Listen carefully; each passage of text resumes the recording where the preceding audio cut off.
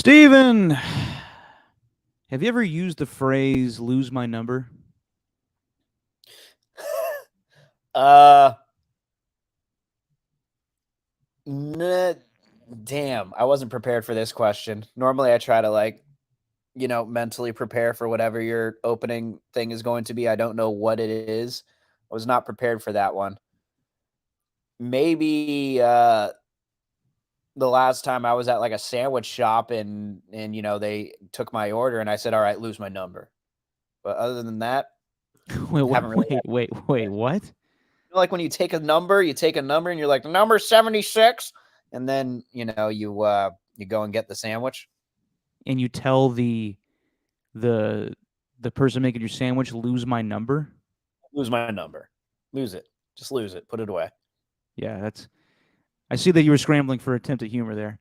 Thank you. Um, I would have said whenever I get like cold calls or hey, Derek, you feel like voting in this thing, and you're like, just leave me alone, God damn it, lose my number. Okay, so does it count if I press? I don't say lose my number, but I do reply with stop in all caps. That's a more professional way of saying it. I guess so.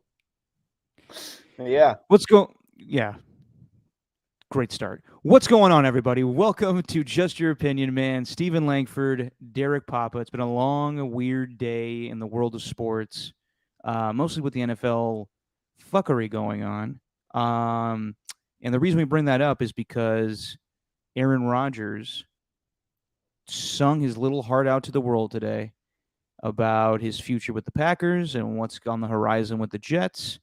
We'll get all to it. Actually, I don't know if I ever told somebody to lose my number. I've been told by as a radio producer, I've been told by people I've reached out to lose my number. Yeah, that's bound to happen. That's your introduction into producing. Well, yeah, when you're in media and people obtain your phone number, sometimes you just go with the flow, don't have to respond. But lose my number is a little aggressive. It can be. Yeah. But in Aaron Rodgers' case, I think it was warranted, and we'll get all to it. Of course, there was a huge move made yesterday by the Las Vegas Raiders, one that I'm not that I'm happy about. And we'll get all into the moves that were made the last 2 days of free agency as the new league year is officially upon us. So yeah, it's a whole new year of football and more moves to be made. But let's start with Aaron Rodgers. So I saw yesterday that it was announced that he was going to go on Pat McAfee's show, and at that point I was like, okay, this is when he's going to announce that he's coming back and he's going to play for the Jets. Yeah. And then we kind of got a sense that maybe it wasn't going to be a done deal in the morning.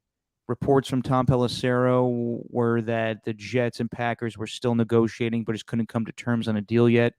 Then Adam Schefter goes on Get Up, and I love that. God, does it annoy you that national hosts show their fandom? What, like Greeny does with the Jets? Yes, and Rich Eisen. I respect Rich Eisen way more than Mike Greenberg, but Jesus Christ, like, we don't have to know that you're a diehard Jets fan every waking moment. I mean, maybe they do repeat it a little too much, but I think it at least humanizes them a little bit, and they're not just these sports robots. All of us who started in sports media grew up as fans, so no, I don't have an issue with any sort of bias, but you do want to take their opinion with a little pinch of salt, though, whenever talking about that team and with this whole situation. But yeah, they really did tend to make it all about Greeny. Yeah, and Rich Eisen's been waiting on pins and needles, and I get it. Like, the Jets are a big market team, and that's if it wasn't the biggest story in sports, I would say like this is annoying, but it is the biggest story in sports. Wow. But anyway, so Aaron Rodgers goes on with McAfee today, and I texted you beforehand saying I can't believe I'm going to watch this, and you were like, "It's everybody's watching this," and I was shocked. Only you could judge yourself, Derek. No one's going to judge you for watching it if you do. it wouldn't be the first time. As I told you last year, I was, we were duped last year when he was doing his Pancha Karma stuff, and he came on and said, "This isn't me announcing that I'm coming back or whatnot. This is just me doing a wellness check." And I was like, "Good God, we're listening to him." But today was different. Today, he actually said something. So he came out and basically said that he came out of the darkness retreat and was shocked that the Packers were ready to move on from him, which I find hard to believe because they were talking about that before. Like he was, entertaining the Raiders stuff, and he was, going to Pebble Beach, and all the fans were, you know, trying to get him to come to the Raiders. Right. Um, so the whole notion of him being surprised that when he came out of the darkness retreat that Mark Murphy and Brian Gutekunst were trying to move him, I think that's a little naive on Aaron Rodgers' part. But he always expects them to sit down with him and tell him what's going on, and maybe that's what they did in the past. But I think they wanted to move on. I think they just don't want it. They didn't want his, you know, they didn't want his approval this time. It was just going to be, we're ready to move on.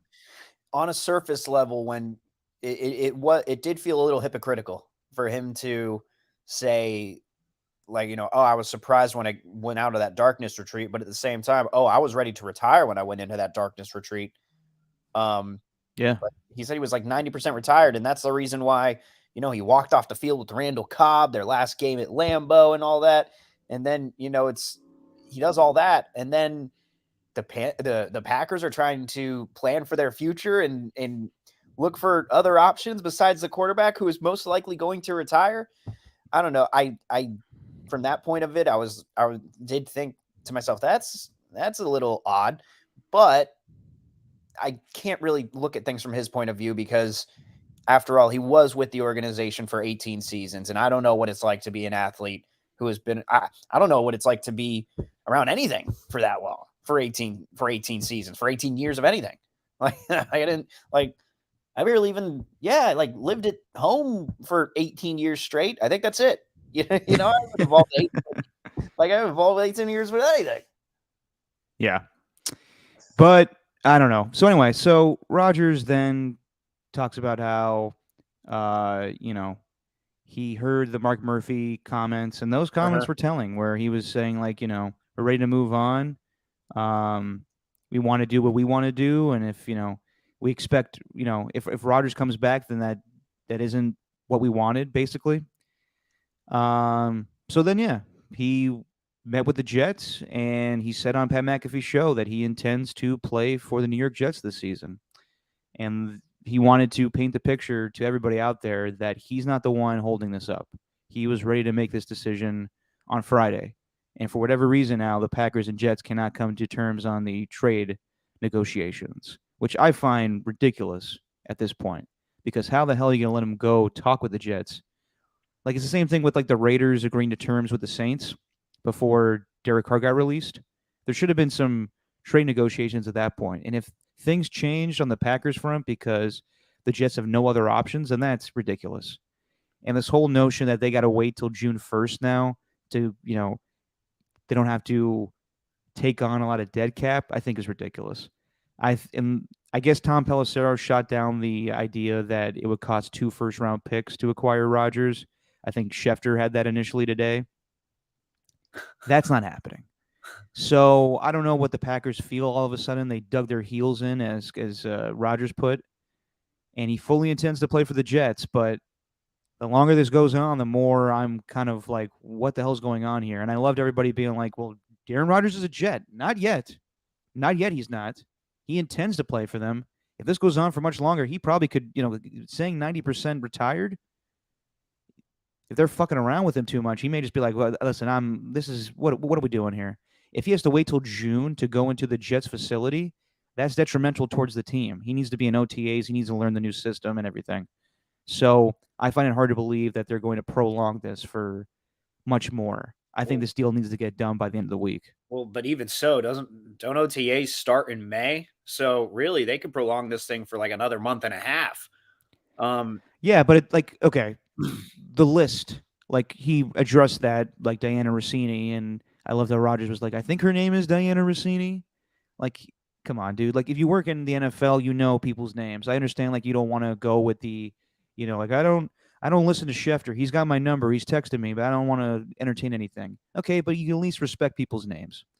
Um, the whole like list that he had of guys that he wants to play with, like I don't think it's that crazy. But at the same time, Alan Lazard signed that contract to play with Aaron Rodgers. You think Odell Beckham Jr. is going to wait around and wait for Aaron Rodgers for this deal to get officially done for him to be a Jet?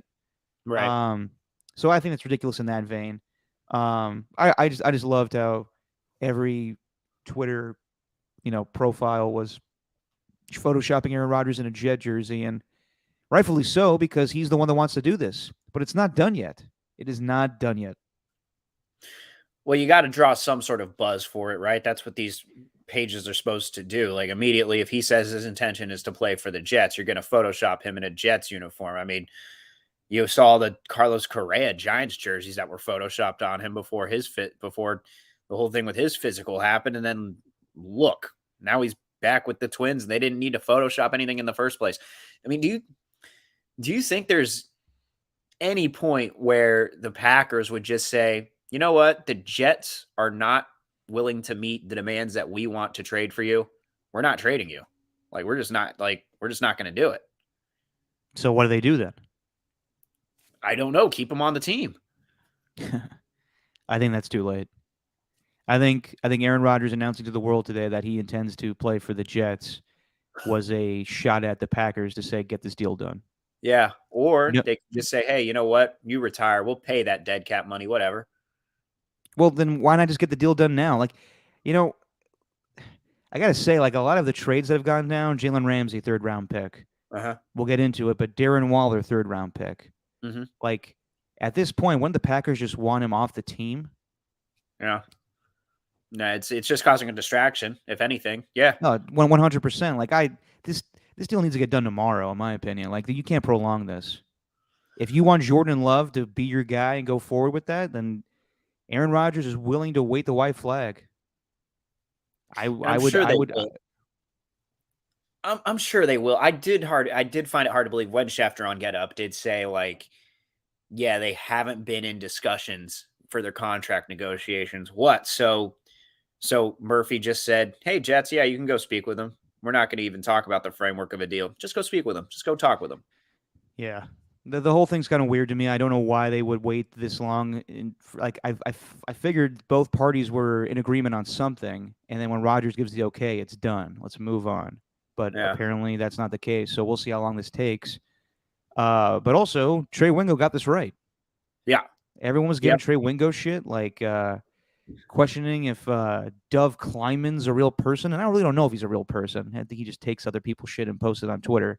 Well, that's exactly what he did. Boomer and Gio did a whole segment on it. It made me laugh because that's exactly what we were talking about. Yeah. It's like who's Dove Kleiman? I know, but he regurgitates. He's a regurgitator. Yeah. They called him a compiler, which I do like. He's like the Russell Westbrook of reporters, except he's not real and he's just stat padding. I just tried to use an athlete off the top of my head real quick. Because you're watching him on TV right now. Yes. That might also have something to do with it. But yeah. But the interview, while I was kind of upset with myself because I was watching it and giving into this bullshit, it was fascinating.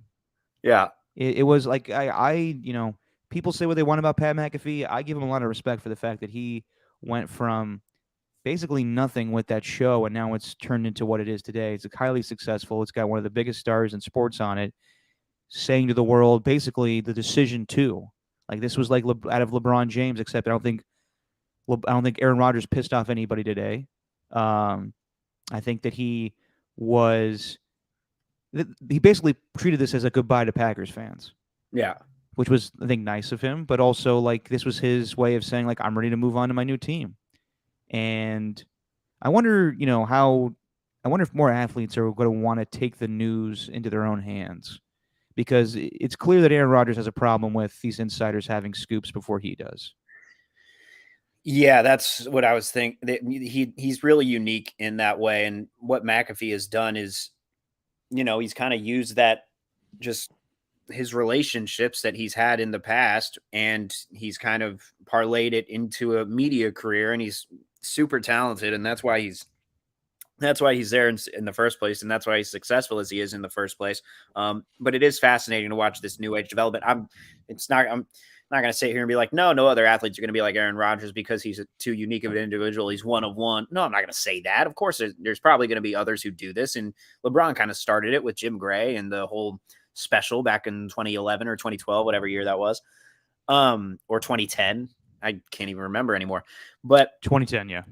But I do think, though, that for a guy like in Rodgers who claims he does not like the attention, geez, he really did put the attention on himself. Like he really he strikes me as like that one, like, do you remember when you were back in school and there's that one kid who would say like that, like a watercolor painting or like a drawing, something that they did like art in arts and crafts. Oh, this sucks. And, but they kind of know it's good. They just want to get compliments from it. So they're just going to downplay, or they're just going to, be self-deprecating about it. But really they want the attention. That strikes me as what Aaron Rodgers kind of is. Like I don't know the guy. I think he actually seems like pretty cool. And from what I've heard about him from listening to random podcasts and different people who actually know him, they say he's one of the coolest guys that they'll ever meet outside of the whole conspiracy theory thing. Mm-hmm. But at the same time, if I was like his friend, if I was his buddy, like if I had like the same relationship, like with him as I do with you, I'd be okay with telling him, dude, for a guy who doesn't like who says he doesn't like the attention, you really like the attention, don't you? Yep. You know what I mean? Like, I'd love to know, really, do you like the attention? Because 500,000 people were watching this thing, and you text Pat McAfee saying, the world needs to know what I'm going to do. All you got to do is send a simple text to somebody. Send a simple text and put it onto your Twitter profile. You don't need to do this whole charade. It was fascinating, but just admit that you're okay with the attention. Just admit it. That's all I'm saying. Yeah, where I think Aaron Rodgers doesn't like he's not a podcast guy, but he likes being in without even being associated with it. You get what I mean? Like it's not the Aaron Rodgers podcast. It's the Pat McAfee show. But Aaron Rodgers makes it what it is because he appears on it. Right. Where I think, when Draymond Green's a free agent this offseason, he's going to announce that he's signing with the Lakers on his podcast probably because he wants to have that scoop over Woj or Shams, if he's lucky enough to do that. Obviously, agents screw those things up. But yeah, the whole thing was fascinating. And I saw you tweet this, and I was shocked by this. NFL Network actually carried it live. I looked it up. Yeah, I guess the people in the comments first started mentioning it, and where was it? Where was the Ernie thing? 470K viewers. It was actually, dude, it was almost 500. It was at 400. It was like at 495. It was really up there. Like nearly 500,000 people were watching this thing. It's crazy. And then I looked in the comments and I saw they're broadcasting live on NFL Network right now. It's crazy. PMS is live. Which is weird to say. But PMS on NFL Network. And they had it. Wouldn't be the first time. And they had it on there though. So there you go. Yeah, I find that insane because NFL Network, like that's a big risk because that show is uncensored. Mm-hmm. And there's no way to bleep that out. Yeah, I don't know though if they were broadcasting it past the point of him making his announcement, because he didn't swear at all until Nathaniel Hackett started coming into the conversation. That's when that's at least when the first F-bomb dropped that I heard. Yeah. So you're right. It certainly was a risk, but they're also NFL Network, right? The FCC doesn't regulate what they do because yes they do. Yes they do. Do they really? Oh yes. Huh. Okay. I know that firsthand. Oh, okay. Interesting. Like the Rams posted you remember the Rams did like a video last year, like an action movie? Yes. Trailer? Yes. And in it, Aaron Donald says shit. Yeah. We played that on NFL Network. Right. And no one thought to think, hey, let's just look at this over. And they played it live on NFL Network, and it was like, well, damn. This is an NFL produced thing, and we may get in trouble for dropping an S-bomb on here. So I'm shocked that I guess like McAfee has appeared on NFL Network things in the past, this past season, but that's pretty interesting to me that they would take a YouTube channel live on NFL Network. Sure, it was That's on the delay though, right?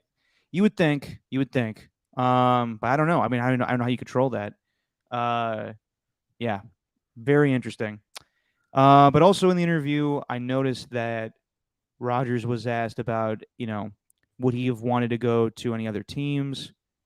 Would he have entertained the idea of playing with Devontae Adams again?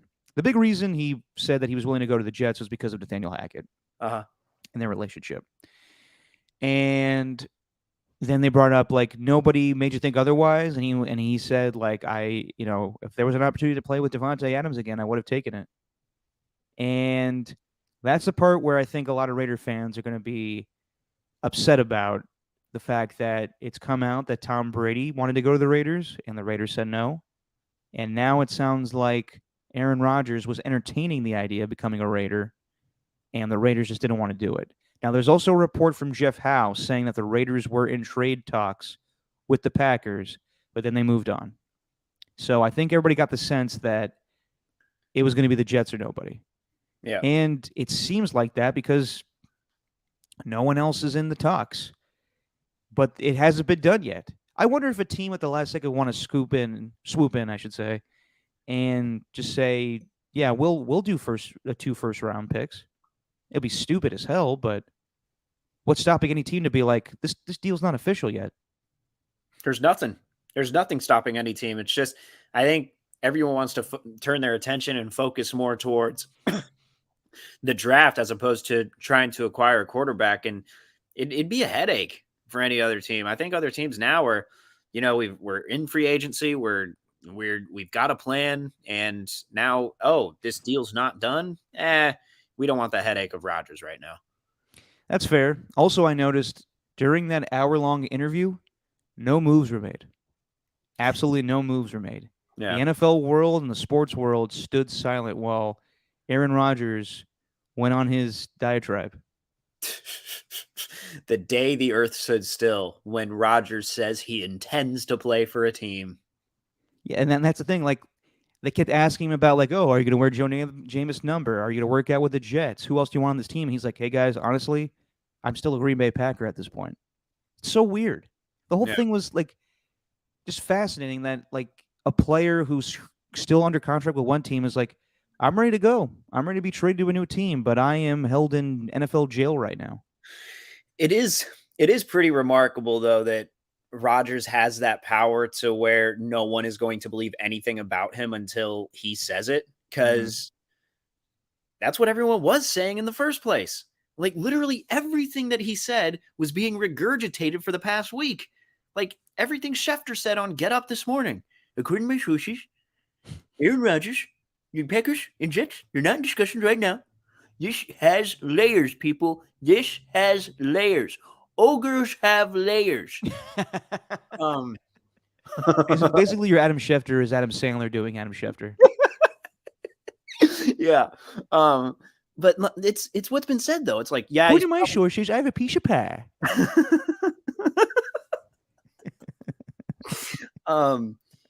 It's just like, he intends to play for the Jets, and they haven't worked out the framework for a deal. Just sounds like he has a bunch of cookies in his mouth. Lord Farquaad, he's a piece of shit. I don't know. The bit's run its course. Do you think Rodgers has a beef with Schefter coming back from, or stemming back, I should say, from the day that Schefter reported that he wanted to be traded from the Packers on draft day? 100. Yeah. 1,000. There's nothing else there's no other reason for Aaron Rodgers to send a text like the way he did outside of that. So let's get to that. They bring up Adam Schefter and they bring up Diana Rossini, and Rodgers tells the story about how Schefter got his number, and that's how Schefter gets scoops. He texts Aaron Rodgers directly, and Rodgers goes, "Lose my number. Nice try." And yeah, we talked about him kind of blowing off Diana Rossini, but hang on, you missed a key point. You missed a key word. Lay it on me. He said, "Nice try, though," with THO. people use THO now, not as like it's not something people use when they actually mean though. They're using it as a way to kind of be snarky or funny or ironic about what they're typing. So THO, that's a new one there that's made its way into the lexicon of trying to be like sarcastic or ironic, maybe trying to make a joke. So just wanted to make sure we added that in there. We strive for accuracy on just your opinion quote, man. Yeah, that was really needed to say.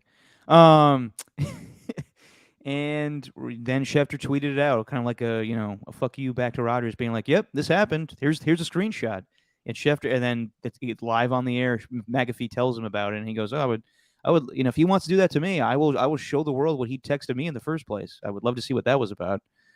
Um, the whole thing, like, it's just too much drama for me.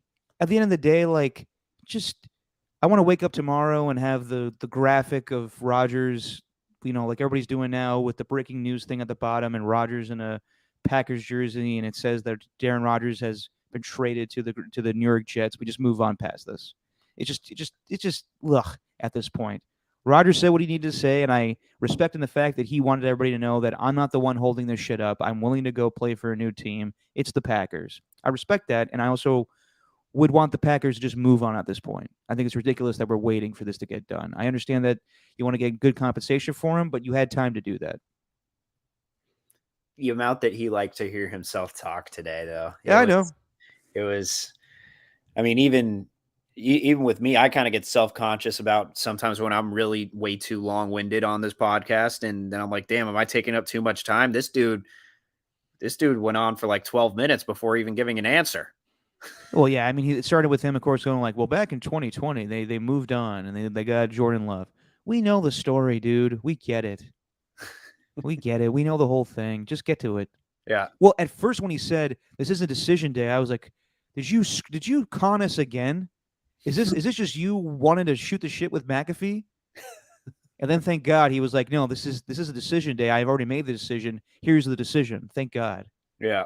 Yeah. Because like 500,000 people watching would have been like, you got to be kidding me. Yeah. Yeah. At least he gave some sort of answer and provided some clarity. But at the end of the day, it's just like with any other trade.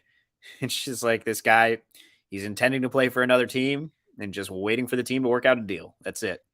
But also, I think from the Jets standpoint, they want to get things moving. They sign Alan Lazard, and that's a good pickup regardless if Aaron Rodgers comes. But also, like, what's the deal? Like, Alan Lazard didn't sign that contract to play with Zach Wilson. And also, I think it's very likely that if Aaron Rodgers is traded to the Jets, and most likely he will be, Odell probably will want to play with him. Odell likes New York. I think it'd be hard for him to go back to the Giants. I think that's an easy sell for him. Yeah.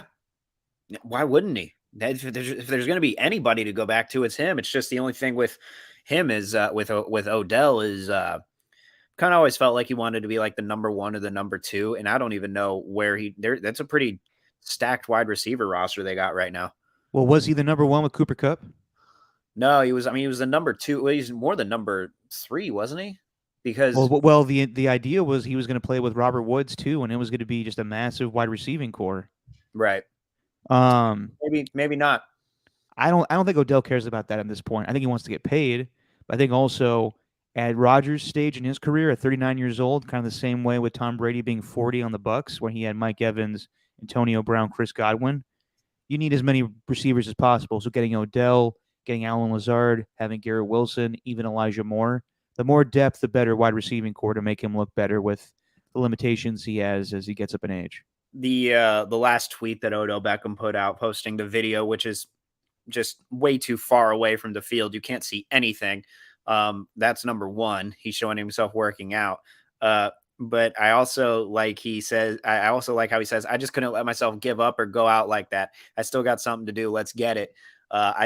I know he's talking about what happened on the football field and he wants to get back on the football field, but I also like to imagine that he's talking about him falling asleep on an airplane, then shaming a fat old guy. I don't want to go out like that. I don't want that to be a lasting memory of me.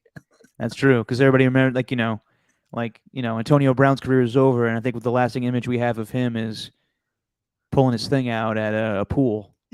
Yeah, right. Right. So, from one New York team that awaits their new quarterback to another New York team that has a new tight end. And, oh man, I was in the KBR bullpen when this news broke, and Marcus Boucher, the water boy, your competition for years, Steven, big Raider fan though, Yeah. told me the news. The Raiders have traded Darren Waller away to the Giants for a third-round pick, and I guess everyone tells me that the expression on my face was just like total disgust. Yeah. As it should be. And I know, like what I said the other day about Jimmy Garoppolo, like I'm not a Raider fan anymore. I'm not. But here's the deal: I just don't like when teams do shit like this. And I get it. I still bleed a little silver and black, but this just seems unnecessary. And there were rumors about this going back to last draft that Darren Waller was potentially going to be traded to the Packers. He was, I guess, initially a part of that Devontae Adams trade. And then they gave him a new contract. And he was injured this year. And yes, he has been injured a lot lately. I will admit that. But I don't understand this. This is not the same lines of Khalil Mack, but it's kind of like it, where this just isn't like a third-round pick. That's it. And it's just, is this all because Josh McDaniels just doesn't like, he's not a Patriot guy? Like, this is starting to feel like an unnecessary rebuild again a little bit. Like, they have Devontae Adams and they're going to go forward with him. But I don't know about Hunter Renfrow now. They picked up Jacoby Myers, and that's a good pick. Kind of felt like Jacoby Myers was playing for the Raiders a season ago in that game, but where he threw the ball to Chandler Jones. They also picked up Philip Dorsett, who's a slot guy who would theoretically be in Hunter Renfrow's position. So it's just starting to feel like the same situation with John Gruden, where you had good pieces in Derek Carr, Amari Cooper, and Khalil Mack, and you just didn't want to coach them. You wanted to do things your way. And now it's starting to feel like Josh McDaniels had guys in Derek Carr and Darren Waller, and he traded for Devontae Adams, but it's not exactly the way that he wanted to do things. But to me, sometimes you just got to coach and get the best of the players you have. And I think this is starting to feel like an unnecessary rebuild, because I think Jimmy Garoppolo with Darren Waller probably would have been a good thing. But now we're forcing balls to Foster Moreau, who's a fine tight end, but I don't like this move at all. Pretty sure Foster Moreau is also a free agent. Wait, you didn't hear the wedding story? I heard that too. Okay, good. You think there's any validity to that? Yeah, I absolutely do. And I also believe tell the story. Well, so because it just doesn't make any sense, right? You got the 3-year contract extension, only honored a year of it. You're past a year, and he was hurt for a majority of the season. But when he came back, outside of that one terrible route where him and Adams ran into each other at a crucial time, that wasn't good. But outside of that, Waller had shown the flashes, and still, it's like, you're not going to get rid of this guy. And then I know it's Lion season, quote unquote, but McDaniel says at the combine, yeah, we're ready to move forward with Darren. We're excited about what he can bring. He's an explosive player. And then this didn't happen in front of the cameras or the microphone, but Vic Tafur, who's been covering the Raiders since they were in Oakland for a very long time, he says that I can't believe this is, I do actually believe this. He says that McDaniels leaked that Darren Waller was going to get married to Kelsey Plum, who just won a WNBA championship with the Aces. And I guess they had the wedding 10 days ago. So just like a few days after the combine. But the Las Vegas Review-Journal ran with the story that Waller was having this wedding with Kelsey Plum. So Waller was mad that McDaniels leaked this news when they wanted to keep it private.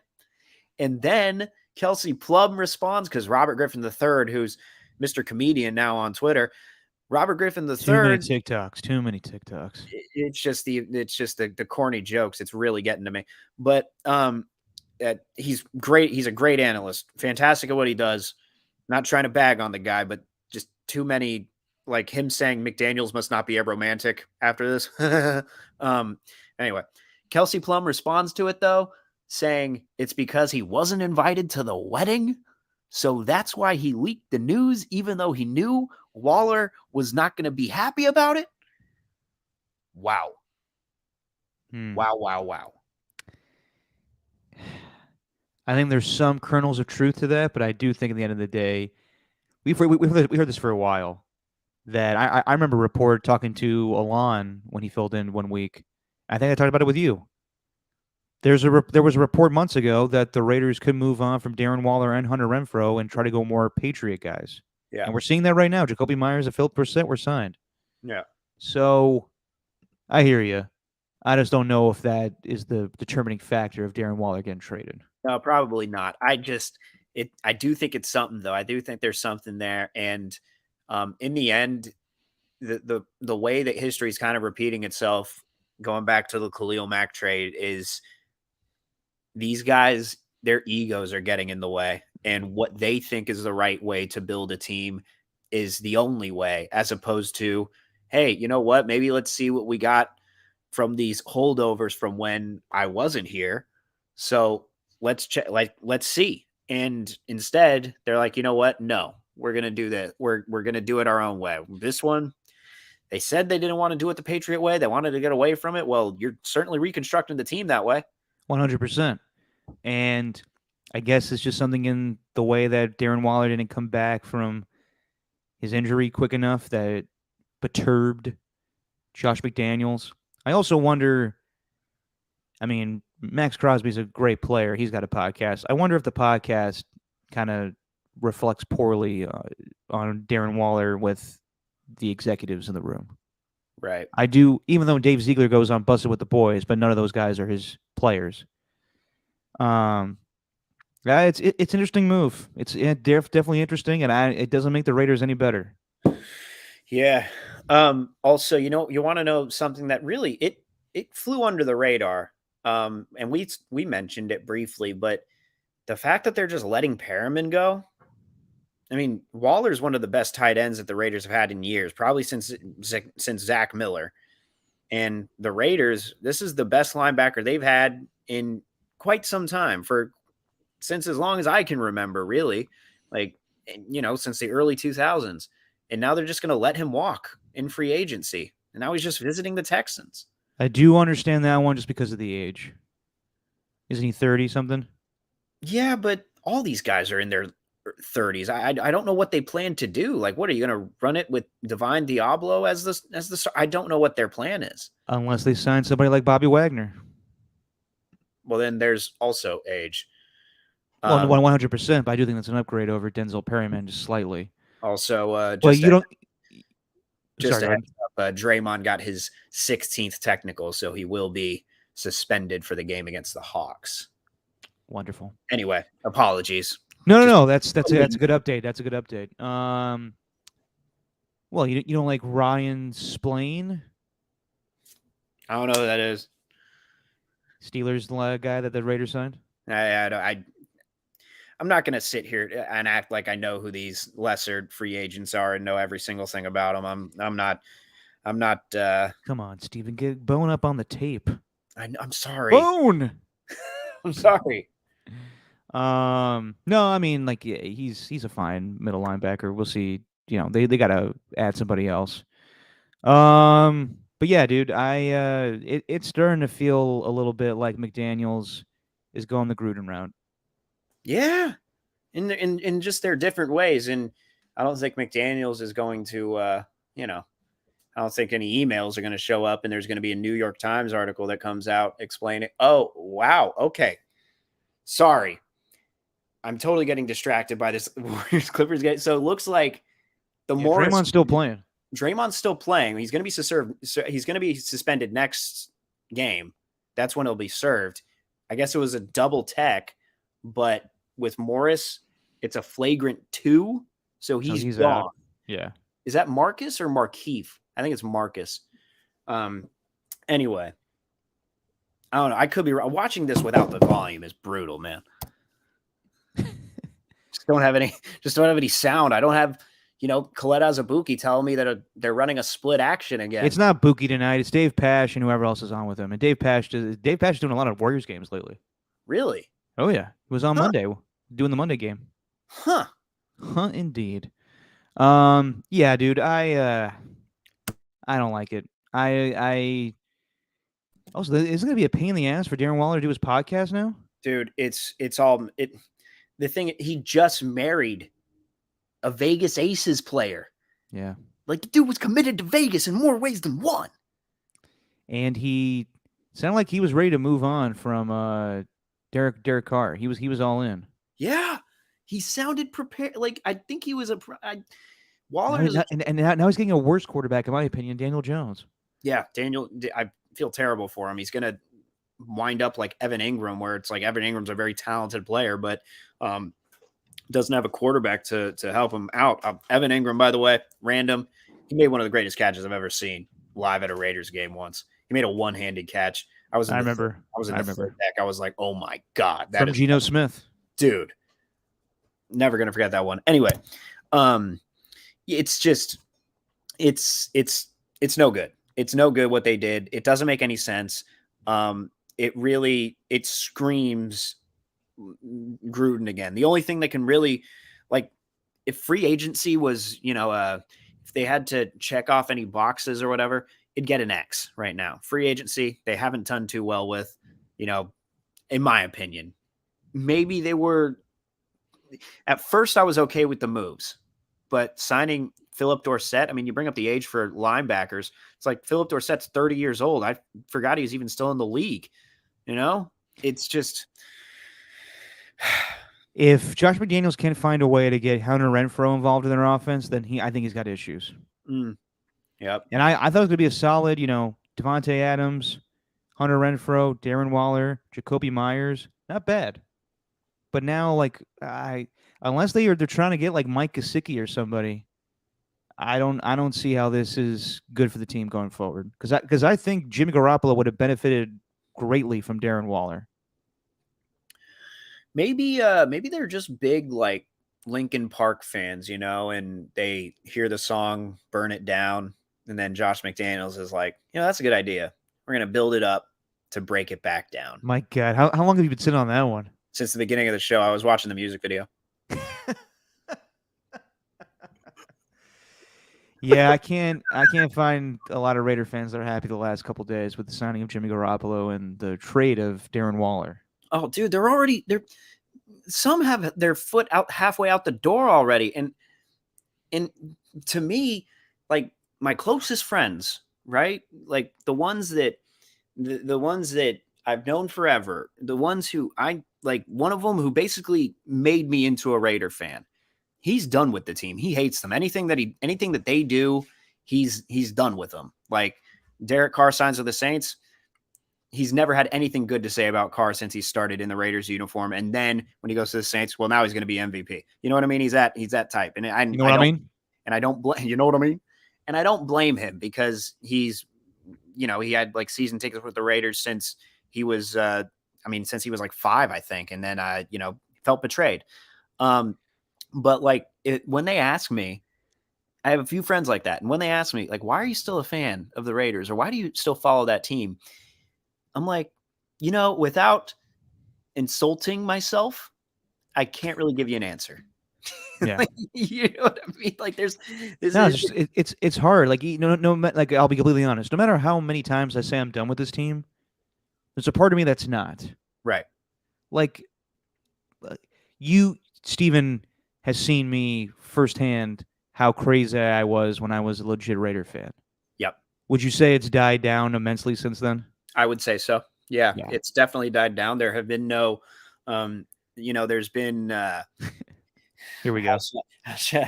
Everybody on this pod, like Guy Haberman, everybody loves to tell me how nuts I was back in the day. How should I put this? There's a few glasses that still exist right now in the world. In the world instead of a few less broken chairs at Townie's Chicken Pot Pie Shop. Yeah. So, yeah, we can put it that way. But even I just don't like bad. I'm not a fan of just terrible moves. I just don't like teams quitting on potential, and I don't like like Darren Waller was a guy that obviously was gonna lose his NFL career. He was he undrafted or just a low draft pick with the Ravens.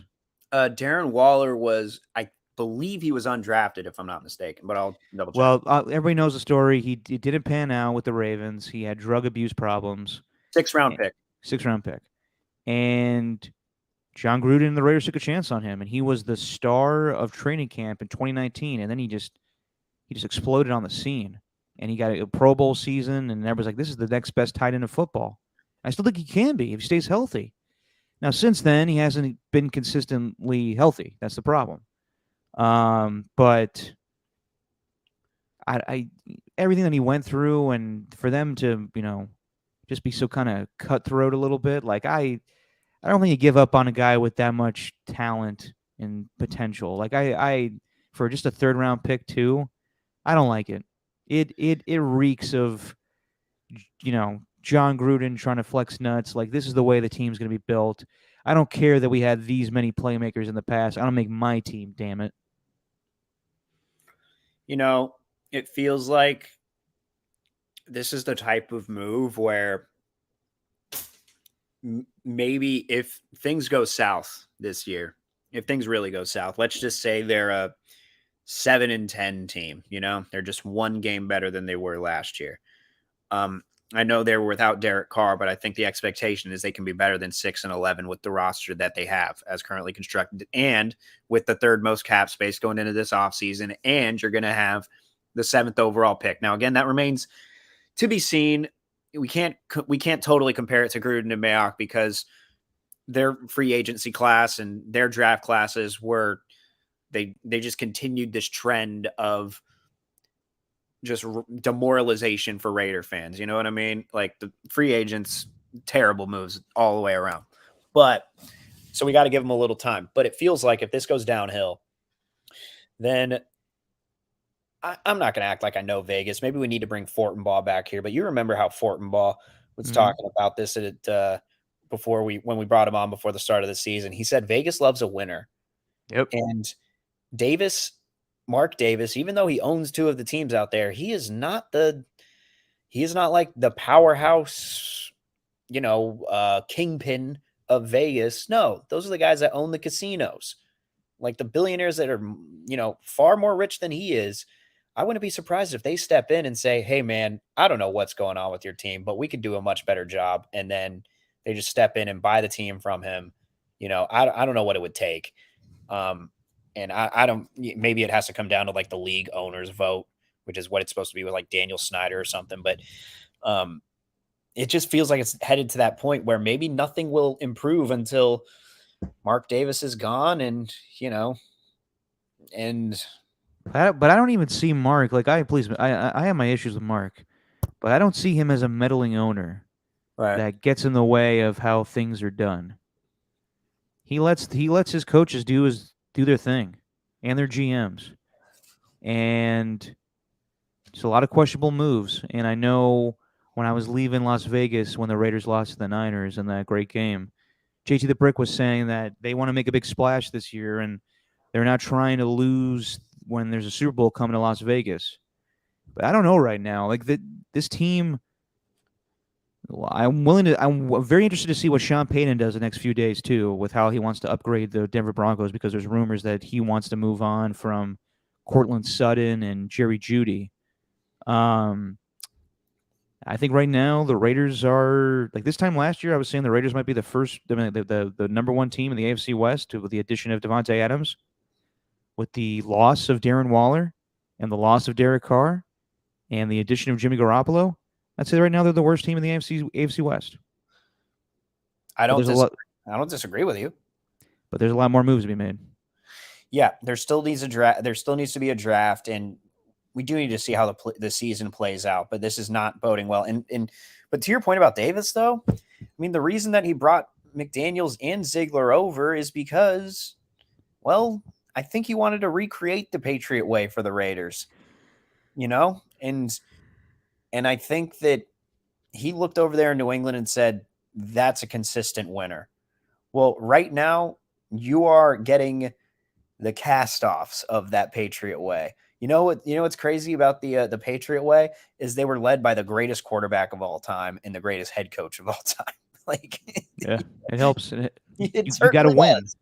It certainly does. So, Yeah, we'll see what else the Raiders do in free agency here. Or, if they're going to trade up in the draft to get the quarterback that they want, but we shall see. Just to go around the NFL for a little fuckery update. ooh, Some moves that happened in the last few days since we haven't done a pod since Monday. Orlando Brown, just as we were about to begin this podcast, signed with the Cincinnati Bengals on a $64 million deal. And that's a good move because they need, I don't know if he's going to play left tackle or right tackle, but they just need offensive line help in general. They tried to upgrade a season ago. It didn't pan out the first couple weeks. Joe Burrow's fine, but having Orlando Brown to cover his blind side, I want to say he wants to play left tackle. So them acquiring him, I think, is going to make their offensive line troubles that much better. didn't they both get hurt towards the end of the season too? Like, isn't there no Lyle guarantee? Collins did. Yeah, I mean, I think I want to say he tore his Achilles. there's no guarantee they'll be ready for the start of the season this year. So they needed to make some sort of move. It's a good one. I got an interesting one for you, though. I'm sure you'll get to it. Keep listening off because I have a take here for you. No, go for it. No, man, I know you're going to get to it. Okay. You might be wrong.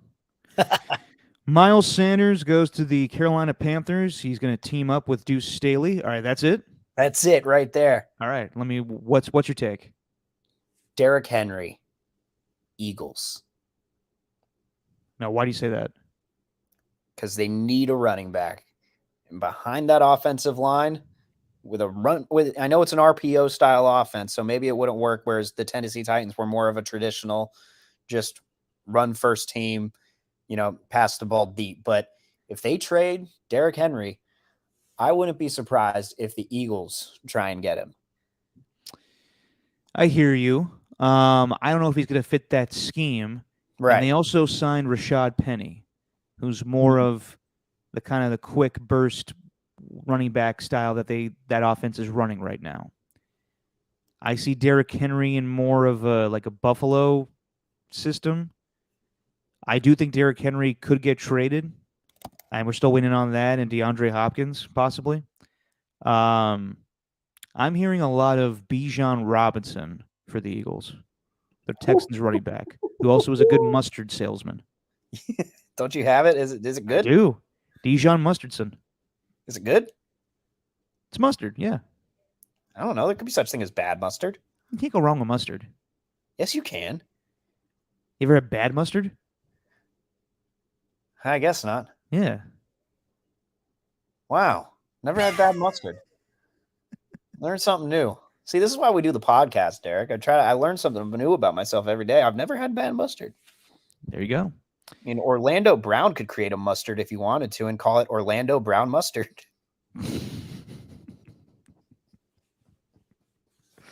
In other news, speaking of goofy names, Fletcher Cox. He's staying with the Philadelphia Eagles on a 1-year deal. Also, it sounded as if Darius Slay was going to get released by the Eagles, but as I check my phone, that's not happening. Darius Slay is going to remain with the Eagles. I guess they worked on negotiations, and that's good because James Bradbury re-signed with the Eagles too. So that cornerback tandem is going to stay intact. We'll see if they're able to sign back C.J. Gardner-Johnson. Rumor is lately that he may go to the Broncos to team up with Sean Payton once again, and that would be bad for the Raiders even more. What else? Jacoby Brissett signs with the Commanders, so it's him and Sam Howell for the time being in that quarterback room. And Ezekiel Elliott cut today by the Dallas Cowboys. So you get your wish, Steven. Tony Pollard is going to be the main guy in Dallas. Good. They need that. I'm telling you, man, when I was watching that final drive against the Texans, I know they were just passing the ball on every down because they needed to get like 90 yards downfield in order to win the game. But I'm just watching Tony Pollard on the side there, and they kept on cutting to him. And I watched him a lot of this season because I had him as like my number 2 running back in fantasy on like 3 of my leagues. So all of my leagues. So I watched him a lot, and he's so good. I'm like, get my man the starting job. He deserves to be a number 1 back somewhere. He So I'm will glad be. Dallas. He will be now.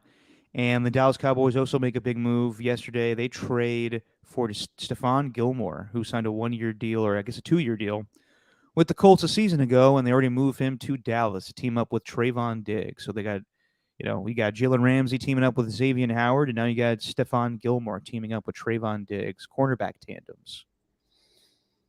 Yeah, that's a good one. Yeah, it's pretty good. He's getting up there in age, but pretty good move. Baker Mayfield signs with the Buccaneers, so he's probably going to get that starting job over Kyle Trask. This one I don't understand. David Montgomery signs with the Lions. I guess he's younger than Jamal Williams, but I don't think he's a better player than Jamal Williams.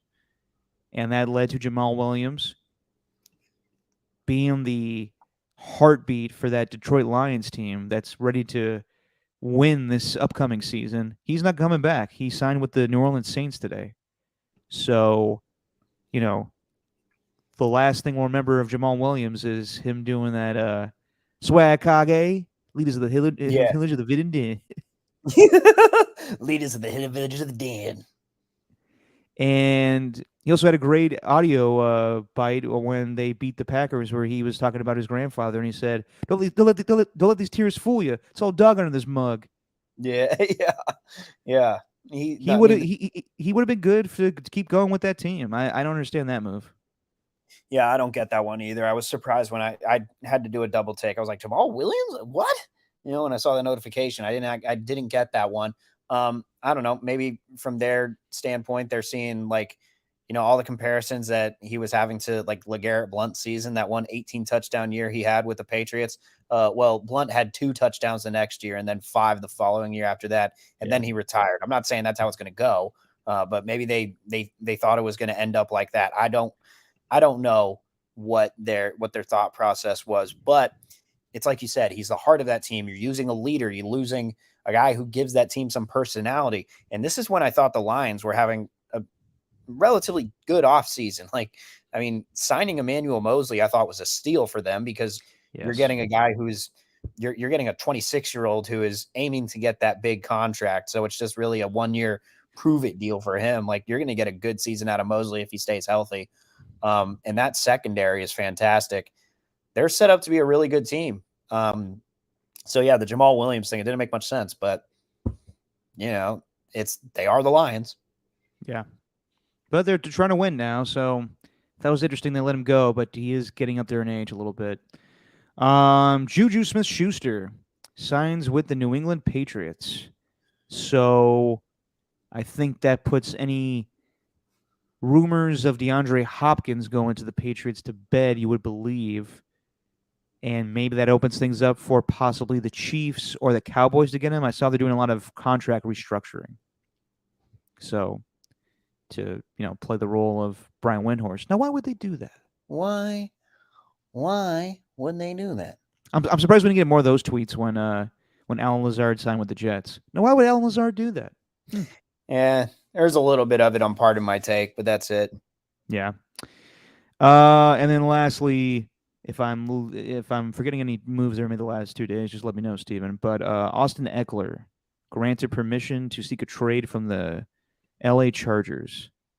I find a hard time believing that Chargers are going to let that guy go. He's accounted for more touchdowns than anybody in the last 2 seasons. Yeah, we talked about this on the last pod. I'm surprised. I know, but now they're letting him do it, and Right. you got to figure some team is going to want to go get him. But if I was the Chargers, I would not budge on that. Eagles. Yeah, every running back's to play for the Eagles now. Yep. Or what about Kareem Hunt? He's still out there. Is he? Yeah. Woo-wee. Free agent. There were some other moves as it pertains to the 49ers not getting guys. They did sign old Cleveland Farrell today. How about that? John Lynch loves himself some failed Raiders defensive linemen. Mm-hmm. Mo Hurst, Arden Key, now Cleveland Farrell. Yep. Yep. So he's going to go off. That's essentially what it's going to be. I don't He's think going he's to gonna be go off. I think he'll just be a nice rotational piece in their line. no, he'll be a nice rotational piece, which is what Arden Key was, and then he's going to get to more of a role, and then by the end of the year, all of a sudden, Furl is an integral part of that defensive line rotation, and he is all of a sudden tallying the numbers that he could never get with the Raiders. It's just how it's going to go. We'll see. I think also Drake Jackson's going to be the main guy on the defensive line opposite of Bosa. Maybe.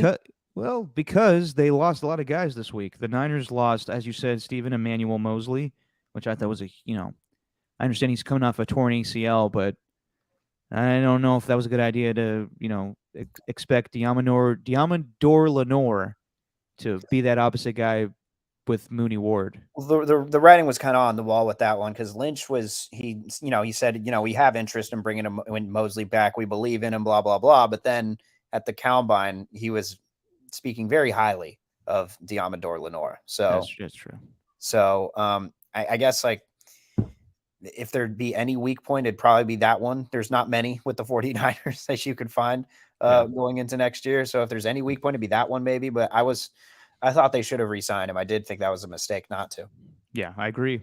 And they also lose Jimmy Ward. They lose Samson Ebukon, who signs with the Indianapolis Colts. They lose Charles Menahue. They lose Daniel Brunskill. And, of course, they lost Jimmy and Mike McGlinchey. So amongst the bunch of the guys that have left the 49ers this offseason, who do you think is going to be the most glaring omission? I'd say Jimmy Ward. I'd say Jimmy Ward just from a leadership standpoint. It's kind of the same thing as Jamal Williams. He brought a kind of loose sense of humor, I thought, to the secondary, and he was, him and he was the last remaining player from, that was like linked to those early years. So Harbaugh days. So I think that will be the most glaring out of all of them. Maybe Brunskill. Brunskill, but Aaron Banks looked really good last year. Spencer Verford thought he was going to be a little bit better. Maybe Brunskill, because Brunskill's kind of been like the safety net, the proverbial safety net, just in case. And he was also the I love that Brad Graham from the SF Niners always pointed this out, but he was always the Aaron Donald stopper, which was always funny because he'd always have good reps against Aaron Donald. But yeah, I think Jimmy Ward, though, is my guy. What about you? I would say Jimmy Ward. I think the Mosley loss is going to be big for them because I think that's the biggest weakness on their defense right now. They'll miss some pass rushers, but they got Cleveland Farrell. They like rotating guys. They really don't. I don't think they're ever going to find a guy totally is going to be opposite against Nick Bosa. Like that was the intention with D Ford. It didn't pan out that way. They like interchanging the defensive ends. So, yeah, I would say Jimmy Ward. But then again, we kind of knew Jimmy Ward was going to leave as soon as the NFC Championship game ended when he said, like, oh, I had a good game. I don't know about you guys. That was weird. That was weird. But we figured this was going to happen. Did I mention Azeez Al-Shire? You did not. I was actually going to bring that one up. Yeah, he leaves for the Titans. Yeah. I think that they're losing guys, but they're not essential guys. They'll still survive with that defense, but they're missing their core, their depth with that defense. Well, yeah, but it's the price you pay though when I guess it's the price you don't pay when you've mortgaged, really not mortgaged, but you've invested most of your salary cap into the star players. Like the fact that you're going to see the graphic all throughout this year. The fact that Kittle and Deebo Samuel and Christian McCaffrey, they essentially have like a Pro Bowl lineup on their offense. And the reason why on their defense, you're going to have a guy like Mooney Ward. I don't know. They're probably saving money for Talanoa Hufanga when it comes his time to possibly get a new contract. Like the way that the 49ers are building a team the way they built this roster and they've constructed it, I mean, outside of the DeForest Buckner trade, I think they've done just a masterful job with building this team. Like, Yeah. I mean, Jimmy Ward is probably going to be the most glaring one, but outside of that, and maybe it could be Mike McGlinchey too. Like Colt McKivitz is not good on the right side. I hate saying it about offensive linemen because these are massive human beings, like bigger than anyone you'll ever meet in your life. And I don't like saying that these dudes aren't that good, but I've seen McKivitz get beat too many times where it's like I'm not going to say he's a good offensive lineman. So maybe that might be the more glaring one out of all of them. That's the one that's going to make the biggest impact. But at the same time, they have like a billion third-round picks, and they have been very successful in choosing their third-round picks. So who knows? Maybe they'll find a starting right tackle in the third round that they really like. Their scouting team their scouting department is just really good at their jobs. I agree. And I think that they'll survive by drafting more guys. So even though they lose a lot of names, I think the Niners are still going to be just dandy. That's it NFL wise. I have slated for tonight. Warriors are playing right now against the Los Angeles Clippers, and we'll keep monitoring this game because this is the first of a 5-game road stretch.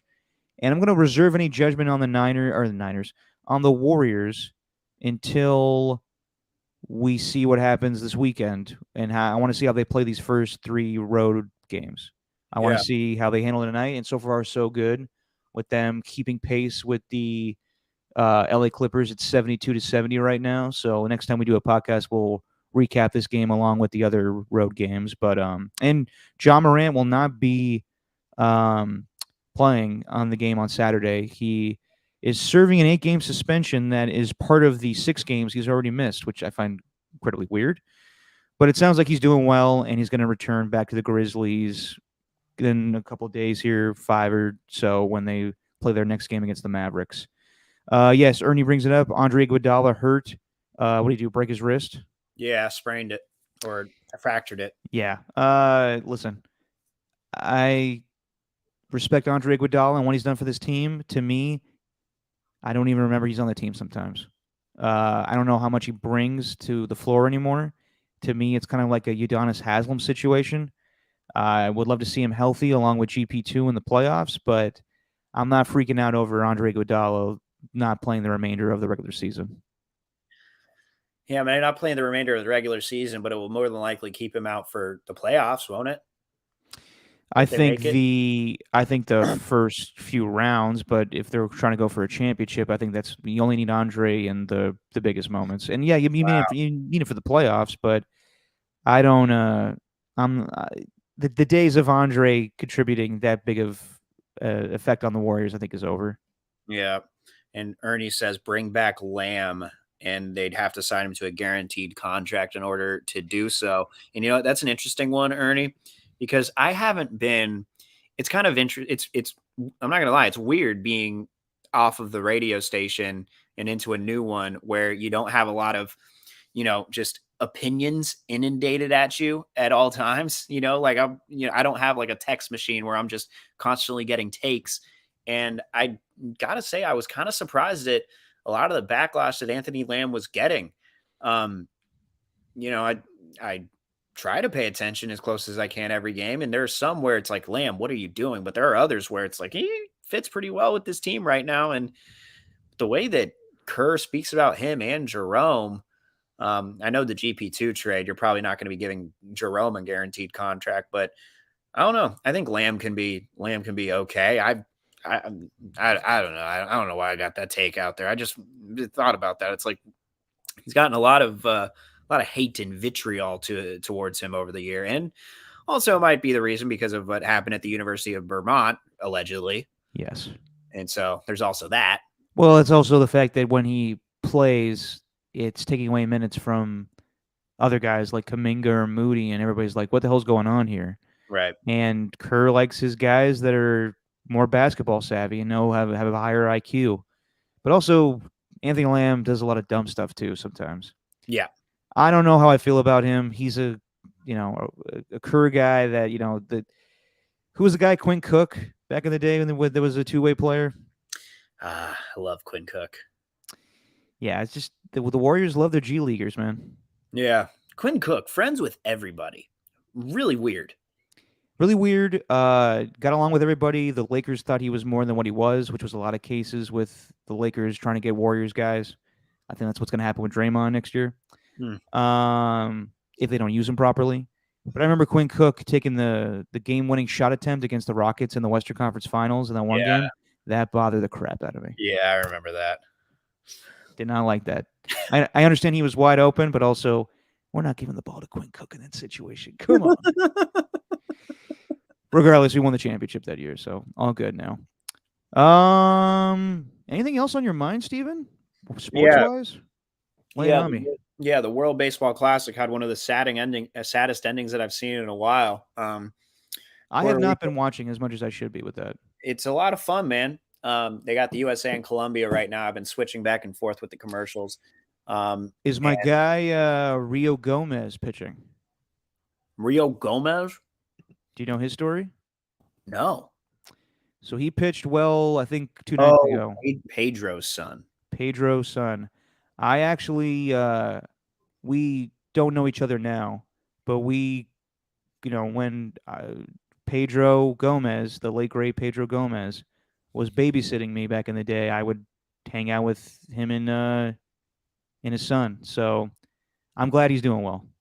Yeah, and now he's in the World Baseball Classic. It's actually awesome to see. It also makes me wonder what I've done with my life, but it's also great to see. Right.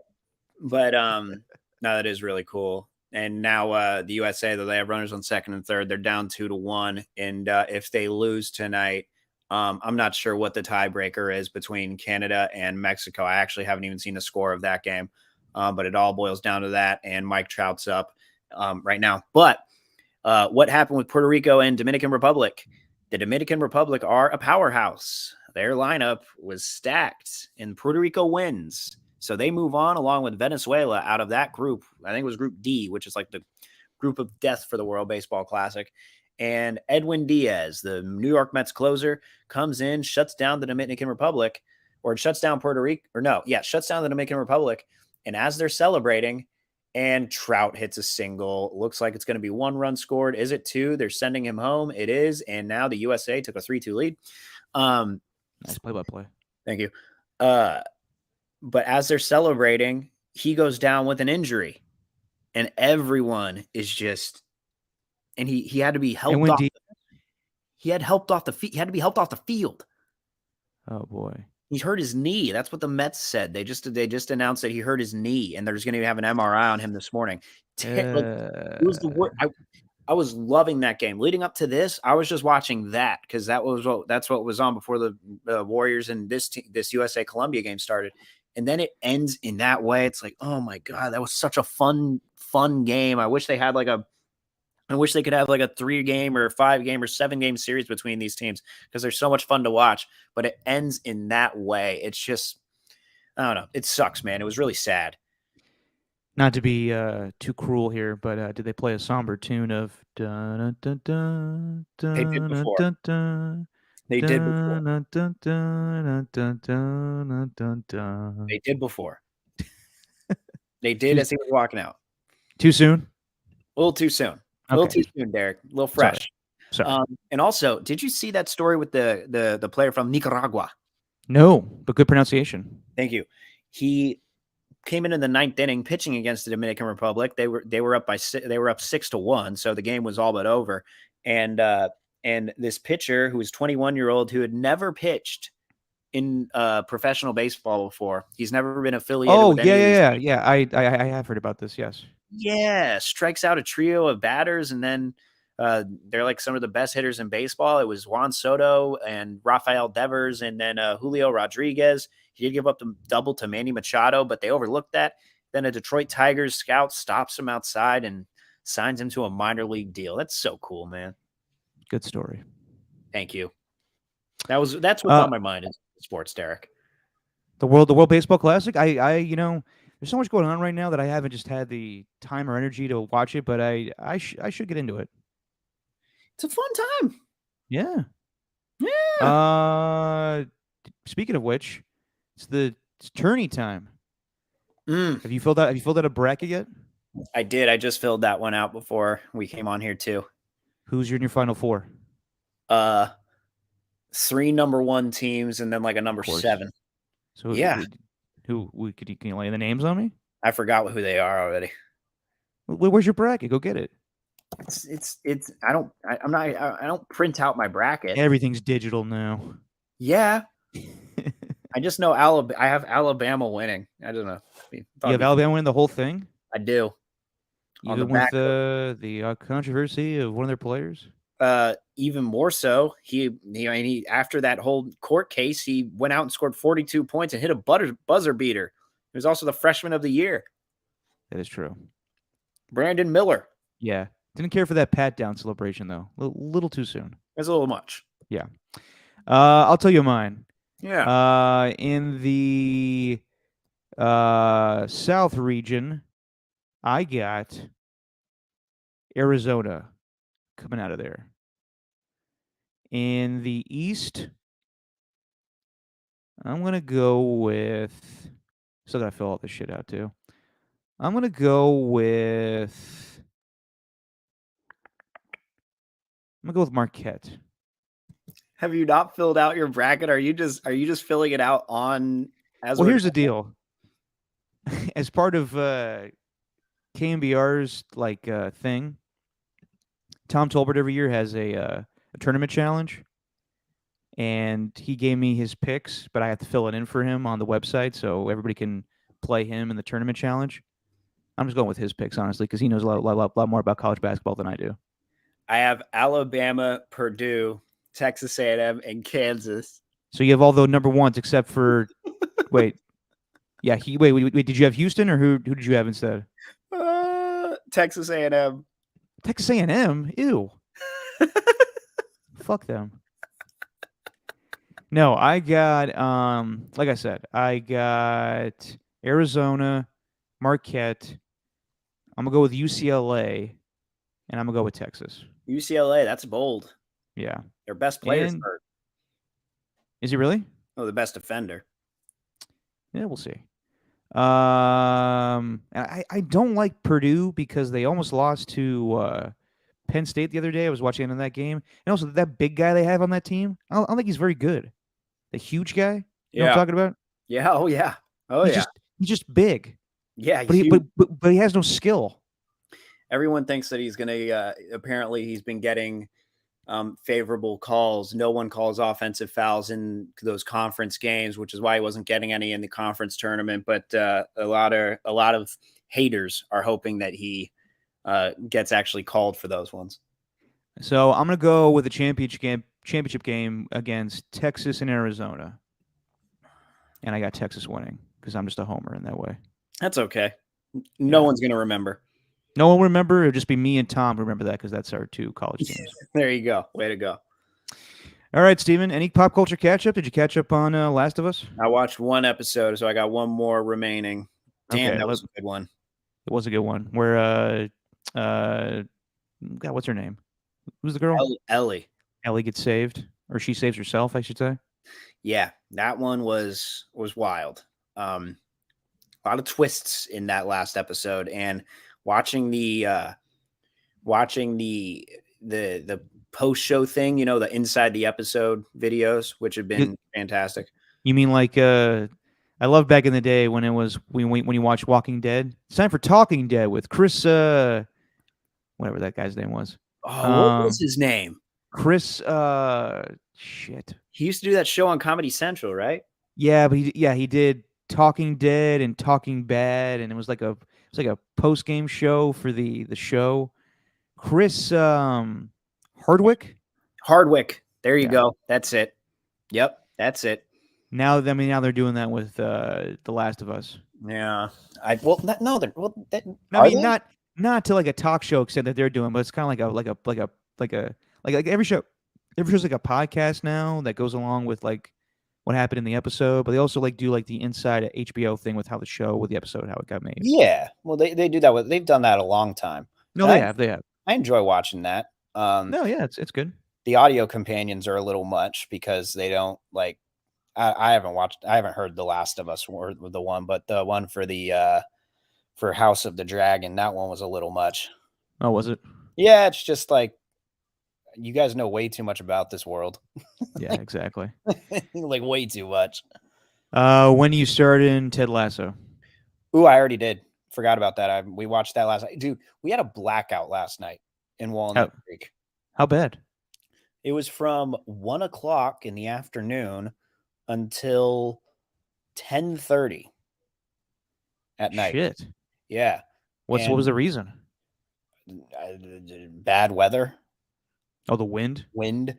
And wind was brutal yesterday. It was terrifying. But yeah, we managed to watch. I pulled it up on my phone, watched the first episode. Oh, you and Jesse huddled around your phone? We huddled around my phone. Yeah. We got a big old 18-inch pizza because we didn't have any dinner to cook since it was all gross from the fridge being out. 9 inches for both of you. So yes, exactly. And then and yeah, we watched the Lasso, man. It was cool. The Lasso. It was all right. Oh, not what you thought it was already? How many episodes are you in? It's just one. Oh, it's going weekly now? Yeah, it's always done that. Okay. Yeah. I think it's set up to be a good show, but I don't know. Also, like the idea that the team owner is just completely changed now and she's Miss Pop Culture joke girl. I don't know. It's just it's hard to believe. You're starting to feel what I felt a season ago. I mean, I still like it, but at the same time, I'm like, this character, has she really changed that much? Although she kind of actually she did show a little bit of that old I forgot her name already. But anyway. Ellie. Not Ellie. I know. All right, Steven. On that note, we'll see if we get more fuckery this week. Like, I know last year we were content on just doing 2 shows during the week, and then the Devontae Adams trade happened, and then we did a third. We'll see if we need to during the week this week. But I think we're good up until probably the weekend. Saturday, Sunday, whatever's good for you, Steven. I'm down. Yeah, let's do Sunday. Saturday is Jesse's birthday, the day after Sounds good to St. me. Patty's Day. So, ooh. Mm-hmm. Well, we'll see you Sunday then. Sunday. And we'll have a good idea of how the Warriors fare so far on this road trip. They'll finish this game, which going to the fourth quarter, and everybody enjoy the rest of the game. They are down 94-88, but they're fighting. This is the most competitive I've seen them on a road game in quite some time, and they just cut the lead down to 3. So this should be an entertaining game in the fourth quarter. And yeah, they'll play the Hawks and the Grizzlies, but I guess without Draymond Green for the next game, huh? Mm-hmm. He will be out. All right. Well, we'll review it all and whatever happens in the fuckery the next couple of days. So we'll see you guys on Sunday. Steven, say what you would say, my friend. It's just our opinion, man. Ugh.